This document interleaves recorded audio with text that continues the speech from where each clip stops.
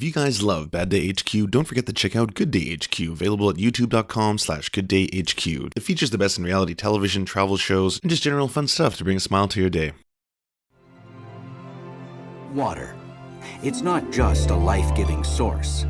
We depend on it for transportation, for industry, for recreation. People have always been lured by the spell of the water, but not without a tragic cost.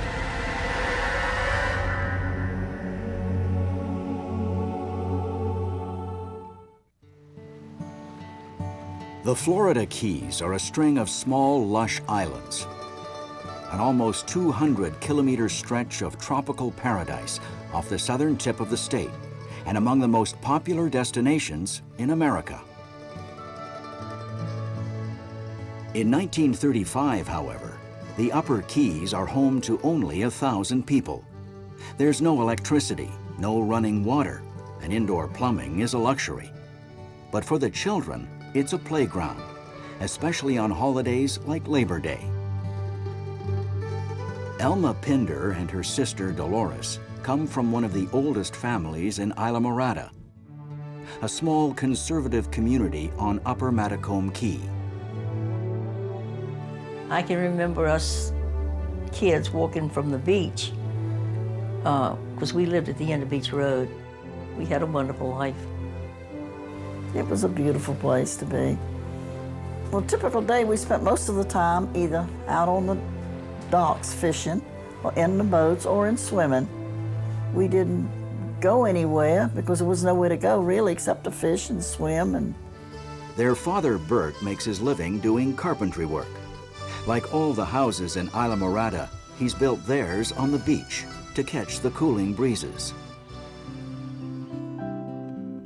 Their stepmother, Bessie, works hard to provide a happy home. And this woman couldn't have been a better person than she was. She never had any children of her own, and she was really good to us. Family is very important in Islamorada. Cousin Sophie is like a best friend to Elma. Well, Sophie was my age, and we were real close friends. It is a pleasant life, but residents pay a price for living here. The constant threat of hurricanes. The Florida Keys, and South Florida in general, is the area in the United States that experiences hurricanes more often than any other part. In 1935, there are very few ways to check on the weather. Keeping an eye on the barometer is the most common. On Monday, September 2nd, the barometer starts to fall, but Elma and Dolores Pinder aren't worried. I always used to get excited if we had hurricanes because we could, stuff would wash up on the beach. And I was just a kid, so it didn't upset me. Down the beach, Ed and Edna Parker watch a family ball game. Ed makes his living fishing, and with 11 children, it isn't easy to make ends meet. We didn't have money. We didn't know we was poor until somebody told us. I remember my sister and I wore the same size dress. We had one dress. We just loved, and we'd take turns wearing it. Nearby, Charles Roberts' family is enjoying the last holiday of the summer. With his parents Mary and Reggie and his brothers Earl and Jack, it is a typical carefree day in the Keys. Them days it was nice, it was God's country. It was just so peaceful and quiet. That's all it was. The islands are fully connected by railroad, but it is the height of the Depression. And as a make-work project, the government hires World War I veterans to complete a highway. Their presence is strongly felt by the islanders. Living conditions in the veteran camps are harsh, with little concern for safety. The government houses them in wooden shacks with canvas roofs. And there was a constant comment amongst the locals about, when the major hurricane, a major blow was about to take place, that these poor souls would have this relatively flimsy type housing. The camps are managed by engineer Ray Sheldon. As Labor Day approaches, he is thinking about his upcoming wedding, not the weather, which is still calm and hot. There were indications that there was a storm forming north of the Lesser Antilles, north of Puerto Rico and the Virgin Islands. But it wasn't just a hurricane at that point. It looks like it was just what they call a tropical disturbance. When ocean water is very warm, air rises, moving upward in a circular motion. If it turns fast enough, a hurricane forms. On Labor Day in 1935, this is exactly what happens. But the eye of the storm is tiny, just 12 kilometers wide, and people on the Keys aren't concerned. The Weather Bureau said we wasn't going to get it. Living by the ocean means keeping a constant watch. Every house has a barometer. Within hours, there are signs the Weather Bureau is very wrong. Daddy went to work that Monday morning, and he came home about noontime, and he says, "We got to batten up." He says, "Because we're going to get some bad weather." He said the barometer keeps falling. My dad watched the barometer constantly. He told my mother, "There's something coming, there's a storm coming or something, we better get ready." While the islanders continue to keep watch, the barometer finally falls to the lowest reading in Florida history. It evolved to a Category 5 hurricane, which is the highest on the Saffir-Simpson hurricane scale. At 4 p.m., anxious weather officials change their prediction. The hurricane is not going to miss the Keys, but hit head-on, something the islanders already know. Dory and Mother packed up everything, packed the dishes and everything up in the house, and I helped Daddy batten up our house. In Isla Morada, the winds are now at gale force. At the Roberts home, Reggie and his wife get prepared. He said, "Mary," he said, "we better get ready and leave the house." He said, because we lived right on the water. So she got everything ready. By now, Ray Sheldon realizes the veterans are at high risk in their flimsy shacks, but it takes hours to arrange a rescue train, and there are other delays. It had to go through the drawbridges, all of the boat traffic. This took about 40 minutes of time to do all of this, which was one of the delays. So time is flying, and the hurricane's speeding down on them, which they don't really know about. Meanwhile, Sheldon and all the veterans now, they've been waiting for hours. At 8 p.m., the rescue train finally arrives. As veterans pile into the cars, Ray Sheldon climbs into the locomotive, and the train begins to pull away. Meanwhile, the Pinders decide to move to the home of relatives, where cousins Sophie and Charles Foyle live. The weather was really bad and the water was really rough. So we came over there it was just before dark, because Uncle Russell had a new house, and Daddy figured that we would be safe. But unknown to everyone, this is not a typical hurricane. It is a storm of ultimate relentless power. The Foyle house shakes violently, and the roof starts to rip off. And we had all lined up to the back door to go out the back door, and the house disappeared. Labor Day, 1935. At 8:30 p.m., a hurricane hits the upper Florida Keys with a force no one has ever felt, bringing with it an enormous wall of water. It crashes into Isla Morada, flooding everything in its path. We was in the house one minute, the next minute we was out in the water. In total darkness, the Pinders are immersed in water, desperate to keep from drowning. I was with Uncle Fred, and he was holding on to me, and I held on to him till he told me he couldn't take it anymore. Well, there was rubbish everywhere, but he pushed me up on something, higher. Pushed me up there and told me to hold on. And it was my mother that I grabbed on to. And Mother and I were still together and floating around. And I remember getting up on things 2 or 3 times and getting knocked down again. As the rescue train makes its way north, it is hit by the storm surge, instantly flooding the compartments and sending veterans crashing into each other. As they fight to keep their heads above water, the train is thrown off the tracks, landing in the raging waters. It was just torn debris. The railroad tracks were torn, twisted, washed off the track.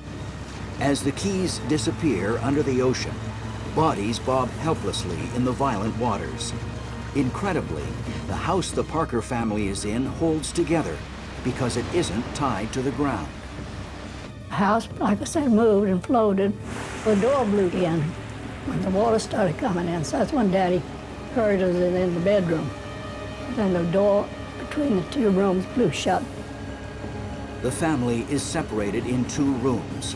Their father, Edwin, can do nothing. And all he could do was hope that Janison and Nolan and Austin was okay in the other room. It was too chaotic. It was terrible, you know, trying to keep, the water was coming in, the debris was coming in, some logs and stuff was coming in. In total darkness, the family senses the water rising, and with it, their terror. You couldn't see anything, nothing. And the wind was blowing so hard that, you couldn't hardly breathe. My oldest sister went to pieces. She started screaming and hollering. My mama says, "Now, sister, all you can do is pray." By now, the winds are raging at more than 300 kilometers per hour. At the Roberts house, the roof starts to come off. My dad said, "We gotta leave the house. The roof is gone. We gotta go." He said, "I know where a car is. We'll walk and see if we can find it." So he grabbed me by the overall strap, my other brother by the strap, and my mother had Jack, 6 months old, in her arms in a bag with her. But the violence of the storm makes it almost impossible to go on. She kept falling down because the wind was so strong, and he said, "Mary, you gotta get up or we'll all be killed." It was so dark and raining so hard, you couldn't see a hand in front of you. Somehow, Reggie finds the car, and the family piles in. Soon, others beg to be let in. He turned on the lights, and people started to come. By the end of the night, it was 11 of us in the car. In the course of the evening, it was terrible, the rocks flying, the wood flying, and screaming and hollering. Their combined weight holds the car down, but there is no room for the dozens banging on the car doors. Trapped by the incredible force of nature, the people of Isla Morada spend the most horrific night of their lives. The Labor Day hurricane set a benchmark for many years of what is the strongest possible hurricane that could ever occur. 12 grueling hours later, the hurricane moves northward, finally dying off the Canadian coast of Newfoundland. As the water retreats, the devastation in the Keys is incredible. After the hurricane was over, Isla Morada looked more or less like Hiroshima or something, like an atomic bomb had hit it. And we were shocked. The more we looked, the more, everything was gone, like a deserted island. It was a terrible feeling, pit in the stomach. There are no trees, and almost every structure is destroyed. Alma and Dolores Pinder survive by holding onto a wall sticking out of the ground. Their stepmother is trapped under a sheet of wood and can't move. But I didn't realize how bad Mother was. Mother was really hurt bad. She had a broken back, and both collarbones were broken. Her ribs were crushed, and she was just skinned from head to foot. I remember sitting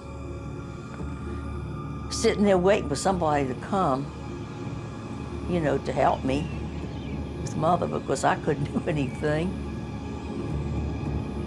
Miraculously, their father finds them. He is battered but alive and brings terrible news. Their cousin Sophie, Alma's best friend, is dead. Sophie was underneath the refrigerator. It was heartbreaking, really. Farther up the beach, the Parker family surveys the scene around them. That house would have gone to pieces had it not. Had it been tied down, it would have went to pieces. But not being tied down, it floated. So we were fortunate there, too. Shaken and exhausted, everyone in their immediate family is alive. But they too have lost many loved ones. So many of them died. So many of my friends died. And family. I had an uncle and an aunt. And one nephew, one cousin. And so many friends that died. It's hard to believe, you know it. You think, well, this is a bad dream, I'm gonna wake up. On the morning of September 3rd, 1935, Charles Roberts and his family climb out of the car in which they have spent the night, still in shock from their ordeal. Incredibly, that car has kept them alive. If we wouldn't have got the car, if he wouldn't have known where that car was, we'd have been caught.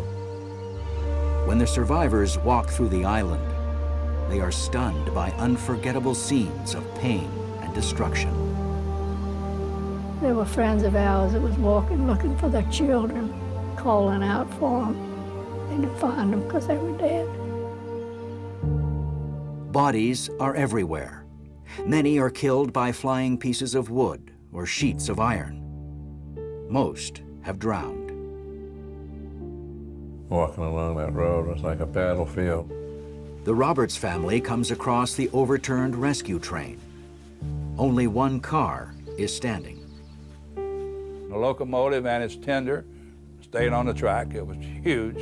In one way, we could say that was pretty lucky because no one that was aboard the train died. Having spent the night on the locomotive, Ray Sheldon has survived. But as he checks the other cars, most of the veterans are dead.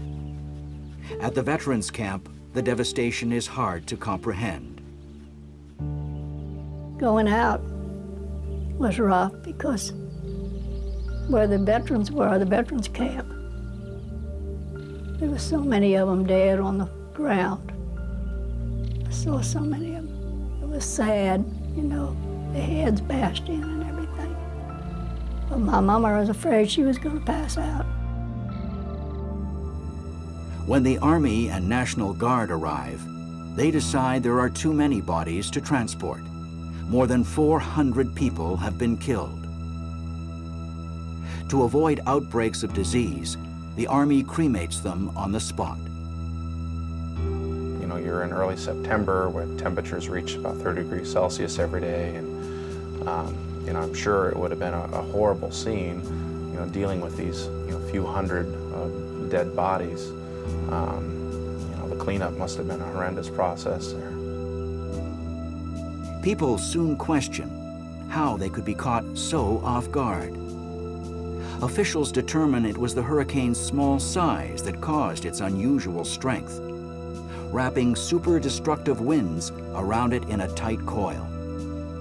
A catastrophic hurricane, Category 5, was beyond anybody's experience. Such an event is extremely rare for any one location. So they had no idea, even the long-term residents, of the immense power that a hurricane could bring. The Weather Office isn't blamed, but the government and Ray Sheldon come under fire for taking so long to arrange a rescue. So they procrastinated in ordering the train. And I don't know if any of them really understood, it was not like ordering a hamburger, you know. And they didn't have to die. If there was plans that were a little more well thought out, they could have gotten the people out before the hurricane's eye arrived. With houses and services gone, families like the Parkers and the Roberts are evacuated to relatives on the mainland. It will take months to rebuild. For the severely injured like Bessie Pinder, it takes much longer to recover. They called her a walking miracle because she pulled through it. You know, the doctor did bring her through it. The hurricane spells the end of the railroad, replaced by the highway that finally opens 3 years later. It also causes Florida to enforce the strongest building codes in the United States. Houses are rebuilt in concrete and steel. But even these are no match for a Category 5 hurricane. Even with our satellites and our radar and aircraft, and this would still be a very difficult forecast, because going from a tropical storm to a Category 5 hurricane in less than 2 days, just we cannot forecast that with much skill at all. It would still be a surprise today. The September 1935 storm is recorded in history simply as the Labor Day hurricane. Category 5 hurricanes are extremely rare. Florida has only had 2 since 1935. For those who lived through that horrible September night nearly 70 years ago, nothing could be worse.